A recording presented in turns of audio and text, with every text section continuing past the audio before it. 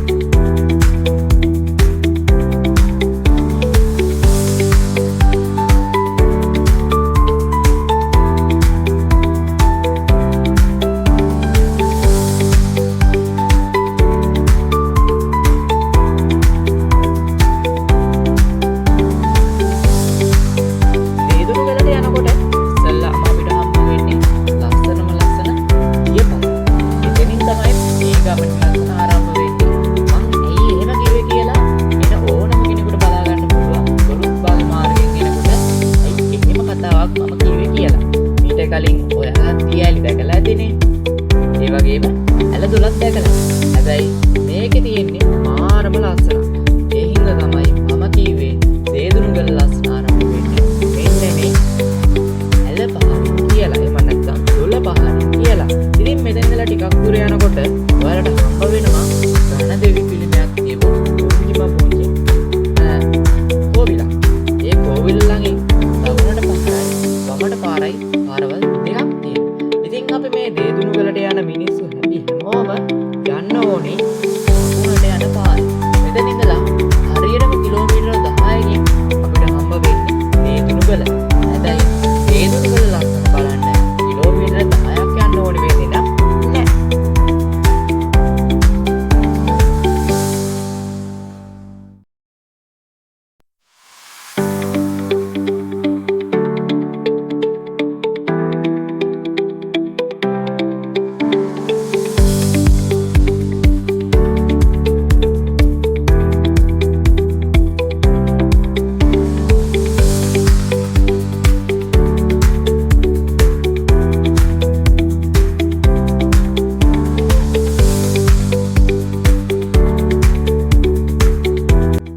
ඉතින් මෙතන ඉඳලා නම් තියෙන්නේ මාරම කන්දක්.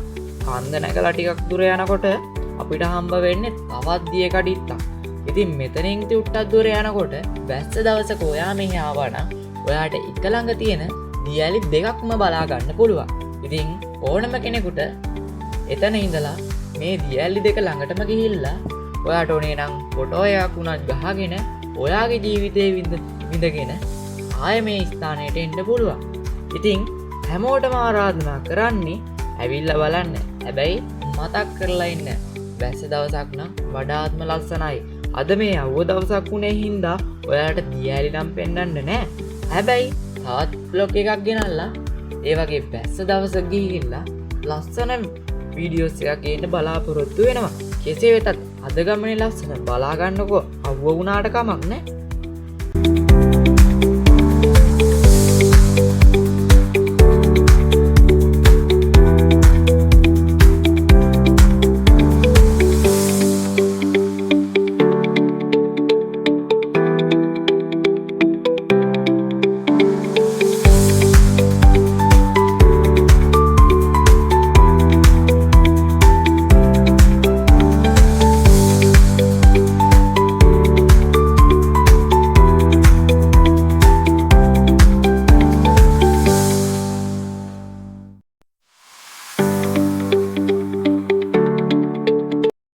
ඔන්න යාළුවනේ දේදුනුගල ලස්සන දේදුනුගලට මේ යන්න ඕනේ නෑ. මෙතනින් තමයි දේදුනුගල ලස්සන පටන් ගන්නෙ. මෙතන තමයි දේදුනුගල view point එක පටන් ගන්නෙ. ඉතින් මෙතන ඉඳලා view point එක තියෙනවා අපි යන්න බලාපොරොත්තු වෙන තැනට යනකල්ම. ඔයාලට පේනවනේ මෙතනින් එහාට පේන්නේ දිගටම කඳු වලල්ල විතරයි. ඉතින් අපි ටිකක් දුර යනකොට ඔයාලටම දක්නට බලා ගන්න පුළුවන් මේකේ ලස්සන කොච්චරද කියලා. ඉතින් මෙතන ඉඳලා ටිකක් දුර යන්න ඕනේ මේකේ ලස්සන බලා ගන්න. කෙසේ වෙතත් අපි බලමුකෝ.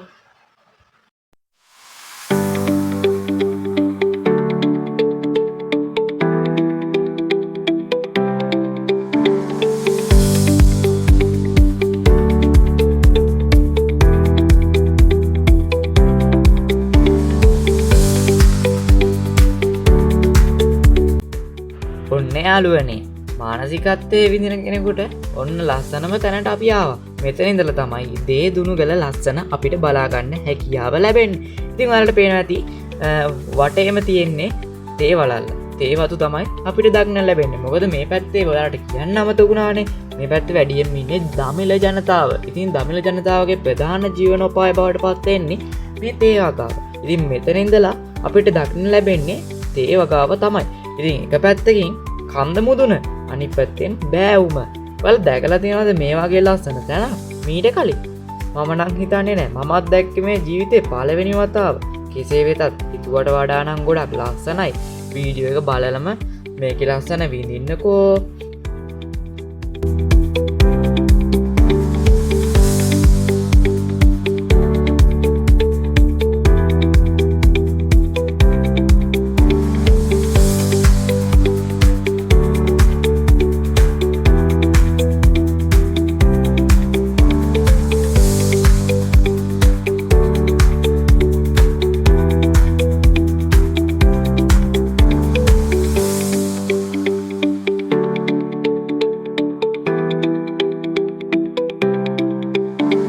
ඉතින් වීඩියෝ එකේ තියෙන රූපරාමු දැක්කාම හැමෝටම හිතාගන්න පුළුවන්නේ මේක කොච්චර ලස්සනද කියලා. කෙසේ වෙතත් ඉතින් අපි මේ ගමන යනකොට පරිසරයේ සුන්දරත්වය නම් අඩු වෙලා තිබෙන්නේ වැස්ස නැති වෙලා කියලා. හැබැයි ඉතින් ඔයාලට පේනවනේ මේ පරිසරයේ කොච්චර ලස්සනද කියලා. පොලිතින් කෑල්ලක්වත් අපිට දක්නට ලැබෙන්න හැකියාවක් නැහැ. කෙසේ වෙතත් හැමෝටම පේන දෙයක් තමයි මේක බලද්දි පේන දෙයක් තමයි මිනිසුන්ගේ නෙත ගැටලා තියෙනවා හරිම අඩුවෙන් කියලා. නැත්තම් මිනිස්සු ආවොත් ඉතින් මේ පරිසරයේ ජෛව විවිධත්වය මේ විදියට රැකෙයිද කියලා. කොහොම වුණත් කමක් නැහැ. ඔයත් මේ ගමන ඇවිල්ලා බලන්න. ලස්සන බලාගෙන ගියට කමක් නැහැ. හැබැයි මේකේ තියෙන ජෛව විවිධත්වයට නම් හානි කරන්න එපා. මොකද ඔයාලා දන්නවත් ඇති, දන්නේ නැතුවත් ඇති මේ ප්‍රදේශයේ ගත්තාම මේ ප්‍රදේශයේ වැඩියෙන්ම ජීවත් වෙන සත්තුන් වන්නේ කඳුකර වඳුරන්, ඒ වගේම කඳුකර කොටියන්, විවිධ පක්ෂීන් වර්ග වගේ විවිධ සතුන් වර්ග මෙම ප්‍රදේශයේ දැක ගැනීමට හැකියාවක් තිබෙනවා. ඒ තරම්ම මෙහි ජෛව විවිධත්වය මාරම ලස්සනයි. ඉතින් එන කෙනෙක්ගෙන් ඉල්ලන්නේ ආවට කමක් නැහැ. මේකේ තියෙන ජෛව විවිධත්වයට නම් හානි පමුණවන්න එපා.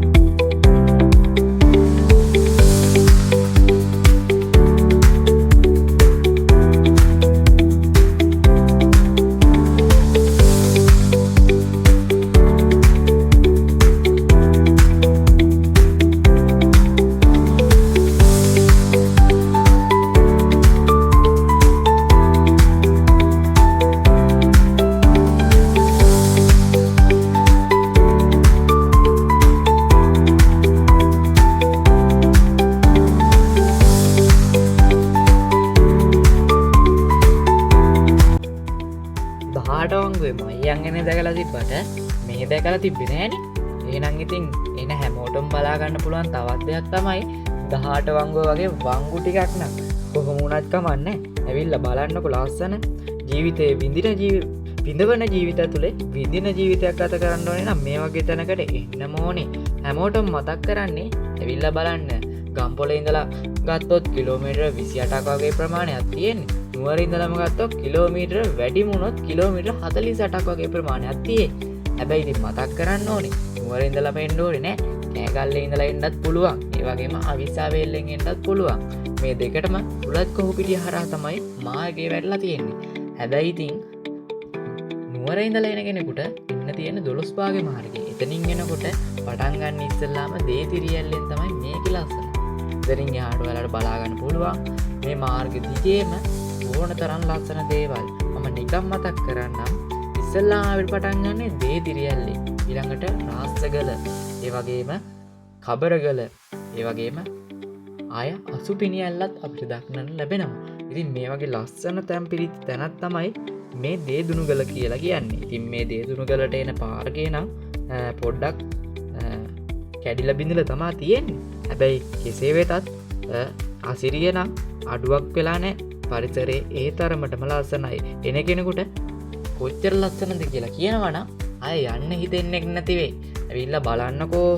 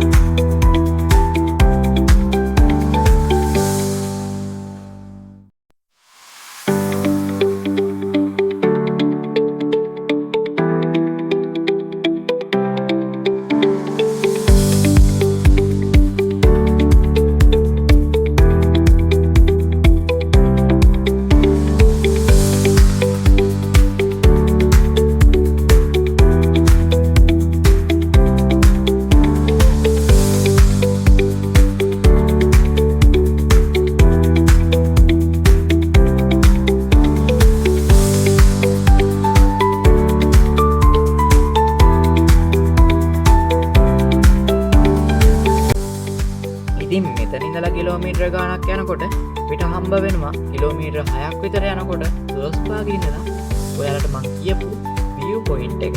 ඉතින් එතන ලස්සන මාරම ලස්සනක් තියෙන්නේ. ඉතින් අපේ ගමනත් අපි එතෙන්න බාමු. එතන තමයි අපේ නැවතුම් ස්ථානය බවට පත් උනේ. කෙසේ වෙතත් අපි එතන තමයි නතර වෙලා අපේ වැඩ රාජකාරී ටික ආරම්භ කරේ. ඉතින් මමයි මගේ යාළුවයි ඇත්තටම ගියේ වීඩියෝස් එකක් රෙකෝඩින් කරන්න. ඉතින් හැමෝටම ඉල්ලනවා අද බ්ලොග් එකකින් ඔයාලා එකතුනේ මේ අපිත් එක්ක ගියපු දේදුනුගල ගමනත් එක්ක. ඉතින් තවත් මේ වගේ ලස්සන වීඩියෝස් එක එකතු වෙන්න කියලා ඉල්ලා සිටිමින් අදට අපි සමුගන්නවා. තවත් දවසක ලස්සන වීඩියෝ එකකින් අපිත් එක්ක හමු වෙමු. ඉතින් අපේ වීඩියෝ ෂූට් එකත් පොඩ්ඩක් බලලා යන්නකෝ.